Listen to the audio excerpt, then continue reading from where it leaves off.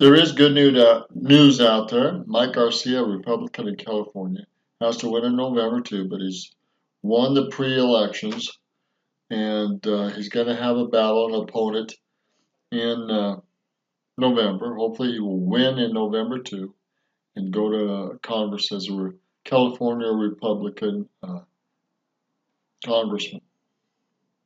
Steps. When you talk about grassroots movement, Mike Garcia enabled people in that district to get out, to be excited about a candidate. And here's one thing that the press constantly did, Seb, is they tried to get Mike Garcia to disavow President Trump. This is what the tactic of the left is in California. They always want separation between the president and the candidates. And Mike, you did something so smart. You said, if I would disagree with the president, I will tell you. But until then, I support him. And I actually think that that is the bravest, best answer that all of these candidates can give. And I hope they continue to do that as we get further into 2020. Well, we're Yeah, so absolutely. we're so glad that you mentioned Mike so many times. Mike, I need to talk to Jennifer. I need to ask you one more question. Can we get you on a Skype interview on this show tomorrow? Yeah, I'm sure we can arrange that. Okay. Absolutely. So, it would be my honor. So for the last few minutes in this segment, first things first, where can people support you? Because this is a special election. Where can they find out more about Mike Garcia? Well, I appreciate that, Doctor. It's electmikegarcia.com is the website. You can read all about me, see what the volunteers are doing, and contribute there. We do have to run another election in November, so Right. hopefully they validate and certify this election, get me sworn in the next few days. But we got to do it all again here in a couple of months as well. So we need all the help we can get. We have to protect this Constitution. We've got to protect capitalism and So he's coming up to the very important point. Not only do we need to protect our rights and our freedoms in the Constitution and our financial stuff, but actually we have to protect our states from being taken over by liberal governors and liberal leaders. and competition, and that's what this whole race has been about. So there's a lot of races going on in this country, and the best way we can all help each other is to really look at who's running and why they're running and what they represent. So you can follow him on Twitter, Mike Garcia 2020. He's the new congressman. He won in California. The website where you can support him, find out about his incredible career, it's electmikegarcia.com. In the last couple of minutes we have, Mike, Congressman Garcia, if I may. What is your message to people in California and outside of California who've given up on that beautiful state? Yeah, No, that's it. Now a lot of Californians have given up. They've actually thought it's too little, too late, and in part they may be right, but in part the people that are left there are going to have to fight like cats and dogs to be victorious. They've got a lot of uphill battles. we're eyes wide open right now in our district, and I think Californians are starting to all realize it. This isn't about the Republicans versus Democrats. This is about survival in our state. And we have. Now, again, I'm going to repeat that. This isn't about Democrats or Republicans, even though the goofy California Republican tickets, the voting tickets, are Democrat, conservative Democrat versus liberal Democrat. And even have Republicans on the ballots in a lot of the places. It's crazy. But it's about the state's survival. I can't get more clear than that. It's about the state's survival. What are you going to do with what you've got? How are you going to move forward and progress? We're getting into survival mode, not only in the liberal states, but actually I believe in the United States as well.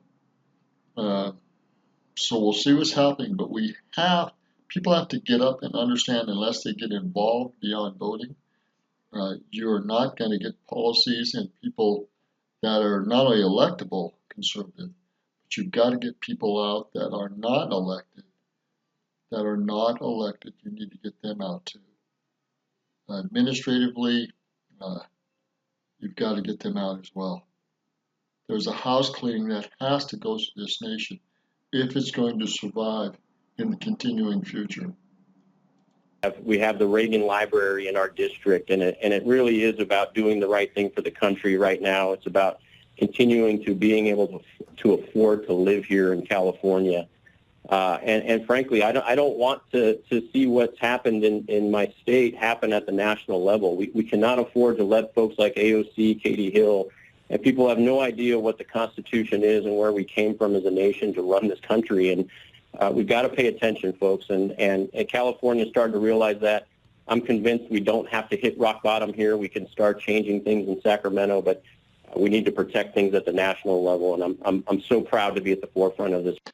Now, we gotta understand, it's going to be a lot tougher hill to climb if we hit rock bottom. Do we have to hit rock bottom in many states and in the nation before we fight an extremely tough battle out, or are we going to start fighting before we hit rock bottom? I don't believe we're totally at rock bottom, but I think we're close. We're close, too close. And we need to fight back or lose it and go to rock bottom and maybe not come out of it. That's the fear. But the positive thing is, I think we're waking up in many areas. I just hope to fight in the unity and the determination to give it battle, because this is not going away anytime soon. It has taken us decades of moving in a more liberal fashion, more socialistic fashion, more government fashion, more abuse of power and authority, more socialism, and actually getting away from the Constitution, our rights, our freedoms, and our responsibilities that have put us in this place. And to think that we're going to climb out quickly or easily, I think is a very dangerous and mistaken view. We're in a very serious battle, and it will be for a long run. A long time. It's not going away anytime soon. But to end it on a positive note, I think many people are waking up. It's just we have to fight the battle that's in front of us and continue, because you can see what the media has done with the president the last almost 4 years, and you can see what they're doing with a lot of conservative people on Twitter and Facebook and YouTube. Excuse me, you can see that they're banning them, but you can also see that they're getting their own private channels, their own private videos, their own private social groups where they can't be banned, and they're saving their videos, they're saving their information, they're going after the truth, and they're exposing the lies of the major networks, major media, and major groups. So the battle's on, and people are waking up and they're giving it battle. So on to victory. We will be victorious no matter what happens, but we do have to give it battle. We cannot sit on our butts or laurels and not give it battle. That's all there is to it.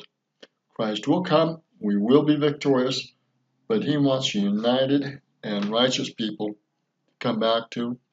And so let's give it battle. Let's usher in a new era of conservatism, and let's prepare for the second coming, no matter how soon or late that's going to be. Let's do it. Let's give it battle. On to victory. Roger Mark, Billings, Montana. Good day.